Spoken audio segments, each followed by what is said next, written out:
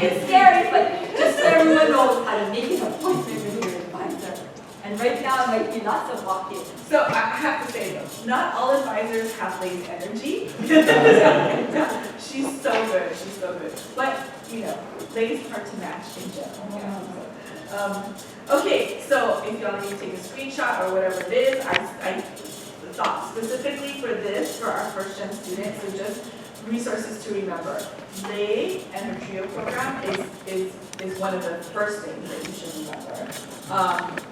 That I forgot to put up here, but We're part of seed. we're part of seed, and that's why seed is in there. So the first thing is the Learning Assistance Center. They started to talk about that, but it's a great place again for academic coaching, tutoring, classes like OChem. If you have to take those classes, y'all, you should get your tutoring and help ahead of time. The Writing Center is also another great space, and they will help you anywhere in your writing process, right? So if you're just beginning, if you haven't formulated thoughts yet, or if you need your paragraphs looked at, those kinds of things. Y'all, I went to school here, and I wish I knew about these resources, because I'm not a great writer, but I wish, I had gone there, right? So just know that these are resources available to you as a student.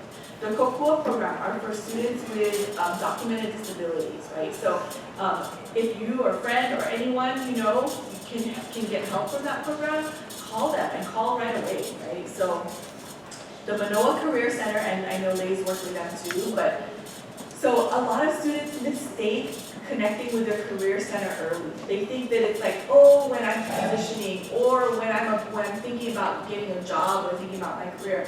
No, go early. They will help you with things like resume building, or they'll do mock interviews with you, those kinds of things. So again, the Career Center is here to help you, like in any part of your academic journey, right? So they'll help you find a job, right, on campus, those kinds of things. So make sure that you go see them. TRIO, SSS, of course, they're located across hall, and Lay even has like a table out here that y'all can look at after. Flyers later. Yeah, she'll give you flyers. And then our SEED office, so this is the office that I'm part of, right? And it's our Student Equity, Excellence, and Diversity office. We have over 20 programs that really work towards ensuring that all of our unrepresented and marginalized students have access to college, right? And help you through college. So I can't go into all of those programs now. I do have a session too, if y'all want to come to that. So, but I wanted you to know that these are really important resources to remember. I put our QLC building there because that's where SEED is located, and a lot of the other student support services. So, so just know that that's there. Okay, Rob.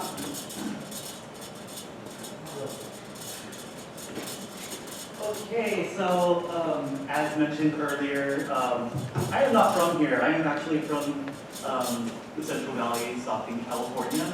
So you could imagine I had a tough time not only as a first-gen student, but as someone who's not even from Hawaii to figure out college in general. So I had a list of problems I had to figure out to get here. So I can think of them. Okay, so I'm talking to you about creating your own support system because these are the people who are going to be supporting you when you're away from your families, whether or not you live at home or on campus or on your own.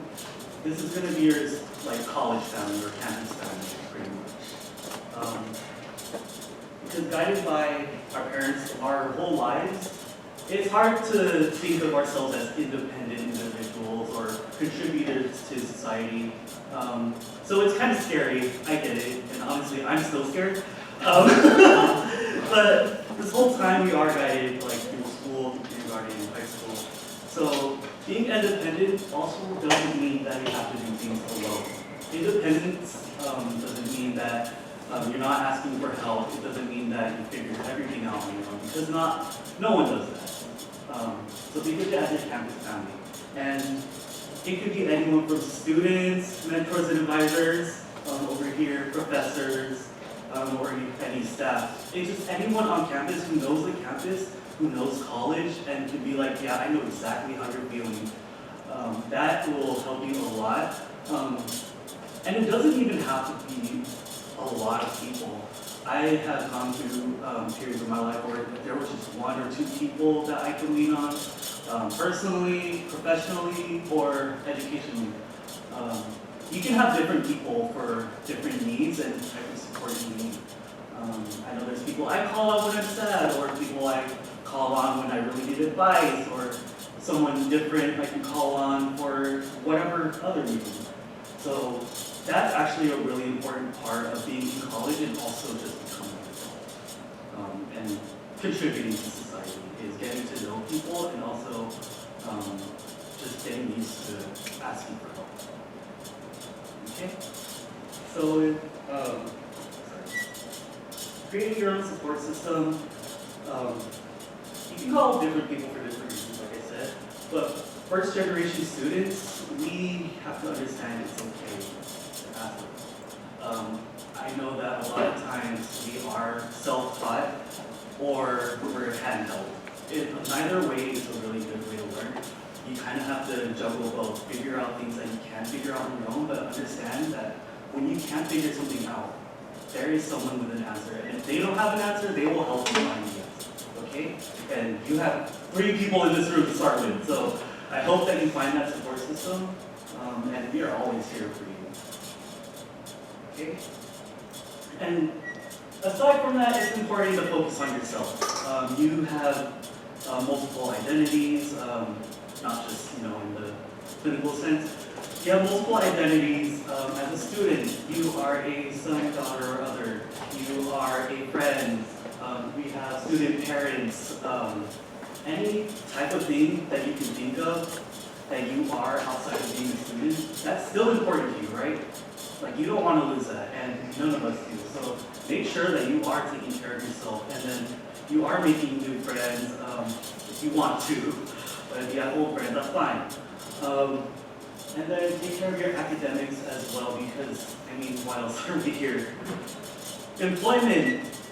A lot of times it's hard to find a job, especially as a college student. Coming out of high school, even worse, finding a job. But there's always someone on campus. I know we keep saying that, but there is always someone on campus you can talk to for anything. That's probably going to be the one that you're going to be hearing from all day. And stay authentic to you. A lot of times we're told what we want to study, and oftentimes we believe it. I myself have changed my program 6 times before I graduated in my undergrad, and I can tell you it is difficult figuring that out when you're in the wrong program. Okay, so just keep that in mind. Even if you do end up in that situation, there's someone that will help you with that. And it's not gonna. It might seem like a hard transition right now, but getting your feet wet, this is actually the hardest step, is being here and getting accepted. So, we honor you for just being in this room. Oh, and my last words of advice.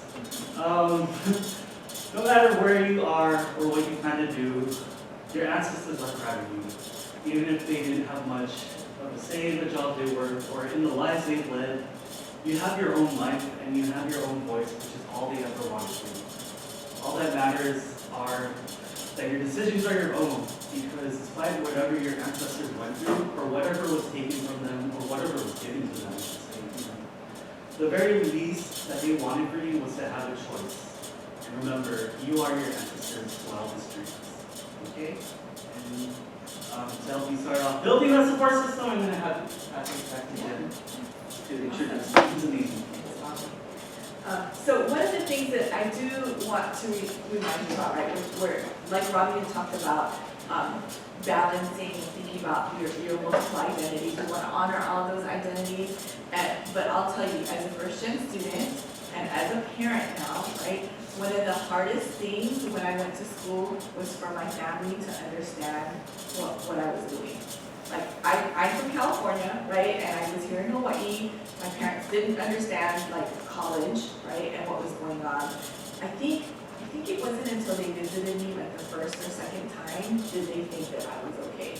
So just remember that maybe you should talk to your parents around like, what is communication with us gonna look like, right? Because sometimes the expectation is you're gonna call them every day, right?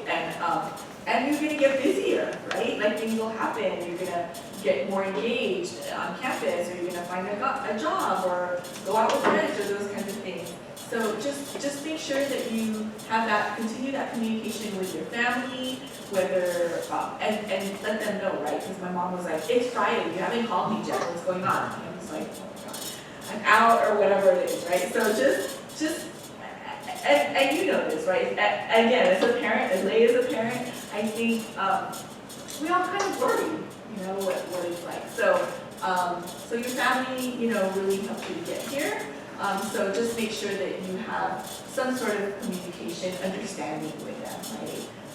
Let them know like what's going on with you. They don't have to know all that's going on with you. We know that there's other things happening, but it was important for my parents to know that I liked this class, or I met this new friend, or that I went to this event and had a really great time, or that I was struggling, right? Or that those kinds of things. Be authentic to your family as well. So, okay, yeah. This is not just a transition for you. This is also their transition to letting you go. Okay, so be patient with that. I know my parents are still trying to grab me back a little soon, but they'll get used to it, I promise. If you have parents like mine, just help them understand, and also that to help you understand, they just want to know you're okay. Okay? Just don't worry. And let me tell you, like, and I know in a lot of different cultures, right, like, the expectation, or not in my culture, in a lot of different cultures, the expectation is that you stay in community, right? And I'll tell you, like, for me, even when I went to college, even in the work that I do now, I can't separate that, right? Like I'm not sort of that, like, I just pull my bootstraps and do this on my own. Never, right? For me, it's always like inclusive of my family and who I am, those kinds of things. And so even though every message you hear in college is going to be independent, this is it. You don't have to be, right? Just know that you still have to be authentic to you and whatever it is that's important to you and that you value, right? So, okay. So we just want to give you sort of a glimpse of your first-gen faculty, staff, and community that want to support you. We do like a first-gen highlight.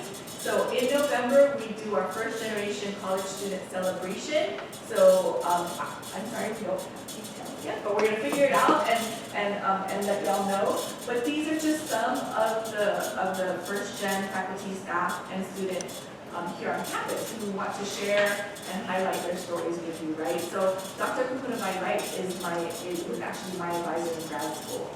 She's amazing, but she was a first-gen student. So RJ, who now helps with, he's an advisor in athletics, right? So he was a first-gen student, and all of these folks. We have other students, Teresa Bill, who is our Bridge to Hope program. She was also first gen. And there's me on the bottom right. So we just wanted to give you a glimpse and let you know that there's a community that's ready to support you, and that we want you to really be a part of it. Okay. The intention was to have like these proud first gen stickers ready for you. And then the fiscal year ended and I couldn't get it done, so I apologize. But follow us, that's our IG account there, so please follow us. And then we want to open it up to questions. That's my contact information.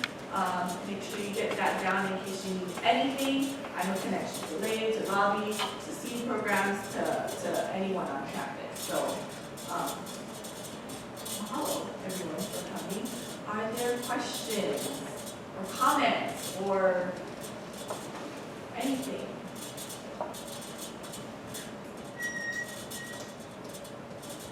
Who moved in yesterday? Don't be embarrassed. Yeah. How was that? Was it okay? Is everyone getting settled? settled in. Yeah. It's a process, so. Yeah. So hi everyone, my name is Shaya and this is Haley. You may have saw us this morning, but we're NSO leaders, so we're second years here. I myself am a first generation student, so I know definitely in the beginning it was scary, but I definitely had the advantage of being from here and having my family around and knowing people who did go to college before me. So that's always helpful. You know, we always encourage, you know, once you're meeting people, you know, get involved in clubs and you'll kind of naturally find out certain things, but definitely it is harder, and there are a lot of things I wish I knew in the beginning. I wish I came to an orientation event and sat in these, so definitely the information you guys are entering are great. I know from my side, especially when it goes to like financial aid, I was able to hear about TRIO and some other resources, so I would definitely check them out. I mean, I'm gonna check them out, so yeah. Yeah, thanks so much for that. Any other comments or questions? I know when I first started here as a first gen student, I was actually a transfer student from California. And so I didn't know anyone, and I was like ashamed and kind of, you know, shy. And I came to campus, went to my classes, and went home. You know, so I didn't engage, you know, hardly any my first year until I sort of got into the social work cohort. But just know that that's not what we want, right? We want you to feel engaged and for you to be part of your community. So if there's any way that we can help you to do that, please let us know. Yes? I was just wondering, is there a site or anything where we can like see what clubs we can be a part of or something Yes. So we have, those are considered like our RIOs, our registered independent organizations. We have over, I don't know, isn't that, we have over like 200 of them. Yeah, so we have, but I think the best place to ask or to find out about that would be the campus center area. So sort of that's our main hub, because all of those RIOs sort of use that as kind of like their landing place. But yes. And you can look it up on our website. If you just go RIO, you'll probably see the whole list of all of those. And not all of them are super active, right? But a lot of them are. And you can ask us too. If you see us around today, you can ask us. And you know, we welcome students actually to start their own RIO. There's a lot of students who feel really passionate about something, and you, with starting an RIO, you actually get a little bit of so, yeah. Great question. Yes? What is an RIO? It's a registered independent organization is what you each called it, but they're clubs. Oh, clubs. Yeah. Yes. So, first gen students, great question, right? I think a lot of times we hear a lot of acronyms, and you know, a lot of people understand them and know them, and if you don't, ask. Because a lot of people just tend to go off on acronyms, but you know, please ask. Okay, any other questions?